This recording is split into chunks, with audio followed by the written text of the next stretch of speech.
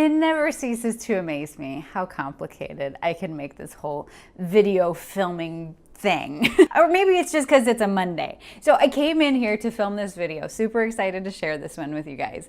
And then all of a sudden I was like, why is it's not hitting, like the record button, it's not working. The little red light that's supposed to be right here is not coming on. What am I doing wrong, right? Like, so I'm futzing with it. I'm going through all the menus, trying to figure it out. And then I realized the memory card was full. The story of my life. So then I start filming and everything's going great. I'm chatting, talking, blah, blah, blah, blah, blah, blah. And then all of a sudden, doom, camera's dead. Because guess what? Somebody didn't charge the batteries.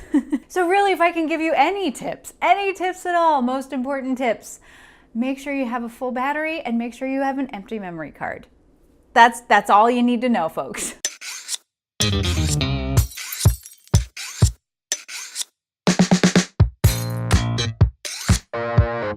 Hey there, welcome to the studio. I'm Joni. If you have not been here before, I'm glad that you've decided to join me. This channel is all about food photography. So if that is something that is of interest to you, go ahead and hit that subscribe button. And for those of you who have been here before, well, I'm so glad to have you back. I think you're really gonna enjoy this quick little tip. It's something super simple and something you may not have thought about, because I know for a number of shoots, especially professional shoots on location, something I hadn't thought about in food photography is that what I'm wearing actually does make a difference. Because I know you're thinking, Joni, you're not in the shots, it's just the food, right? Like, we're just looking at the food.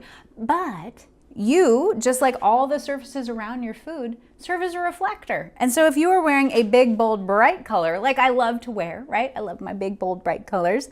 It's gonna reflect onto the food, especially if you're shooting on white. Let me show you what I'm talking about. So I've got a pretty simple overhead shot laid out right here. This is actually some holiday leftovers. It was Thanksgiving a couple days ago, and my mom brought the Jell-O salad, which I don't know, like maybe it's one of those things that I grew up with as a kid, so I just absolutely love it. It takes me back to being a kid again, but maybe other people would think it's weird. It's like layered salad with like pretzels and nuts on the bottom, and then like this whipped cream filling, and then this cranberry strawberry Jell-O topping. It's a little strange, but I love it. So that is the subject of our scene today, along with some fresh cranberries on the side, because that's what I had on hand. And then we're shooting also on a white surface with white plates. And this is where you're gonna see this play in the most. So if you can see, because I have this red shirt, it's causing sort of this red cast to come into the shadows, like this orangey red, and that has nothing to do with the food, because yes, there is red food, but if I all of a sudden changed into something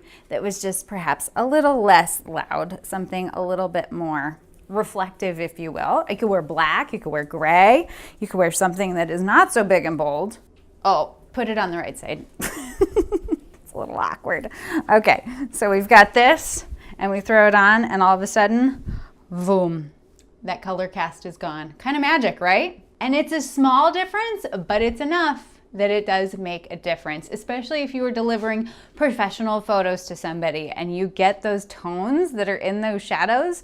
To me, it's kind of something that takes your images from amateur to professional, something to pay attention to. Because I do remember being on a shoot for a client once. It was at a restaurant. We had white tablecloths, white dishes. It was all fine dining kind of food, very artfully crafted and put together. And then I'm like so excited to get home. We had great light, everything was perfect.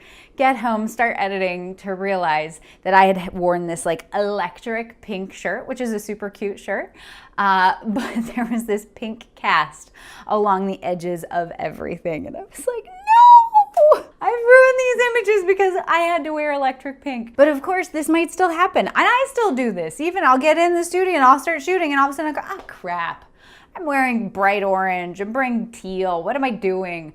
But if you are not at home and you're on location and you don't have anything to change into, there is something that can save your butt very easily over in Lightroom. So let's go ahead and show you. So I'm gonna go ahead and import the photo we just shot, and I'm gonna show you. You can see real live and in color exactly what I'm talking about, that cast from my shirt. So what we can do if you do find yourself in a situation where you shot a whole photo shoot and you are wearing something loud that ends up in the photos, there's an easy way to solve this. Now, I would rather shoot it right the first time, but you can definitely handle this in post without a whole lot of monkeying around. So again, where it really shows up is in those shadows, where the bowl is casting those shadows. So how do we solve that?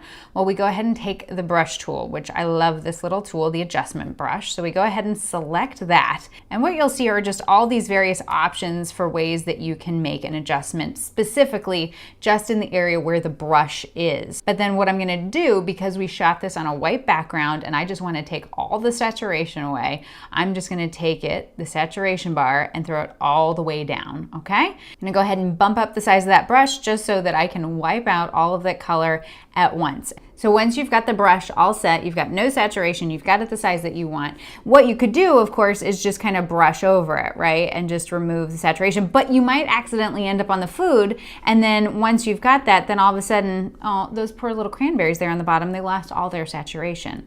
So I'm gonna go ahead and hit Command Z, or I believe in a PC, Control Z. What that does is it's just erasing the last thing that you did. So instead, because I wanna localize to a very specific area, I wanna get it on the background, but I don't want it on the bowls, you use one of my favorite shortcuts of all time with this tool, is you hit the Command button if you are on a Mac, and you hit Control if you are on a PC.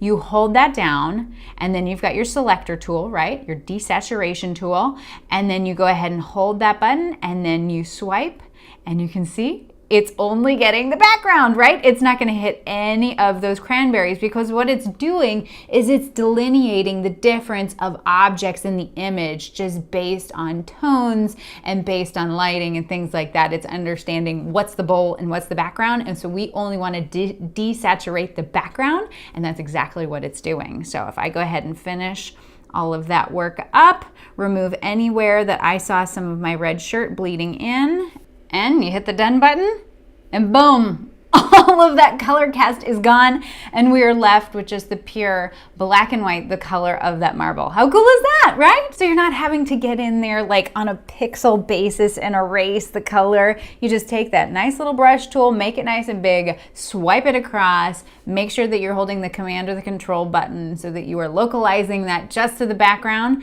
and boom, you are in business. So just a little something for you to think about next time you're shooting food. What are you wearing? Is it reflecting onto the surface that you're shooting? There's a car driving through my backyard. Okay. So just a little helpful tip, something that I know I have learned over time that has helped improve my food photography, make my editing take less time, but also can save your butt in case you do make that mistake. But hopefully this helps you guys out. Thank you so much for stopping by. If you have any questions, leave them down below. I can't wait to hear from you. You can also find me over on Instagram. I love seeing what you guys are working on, so feel free to tag me at The Bite Shot. It's always fun to see what you're up to. So I hope you have a fabulous day. You go take some pictures, stay out of trouble, and I'll see you soon, okay? Bye.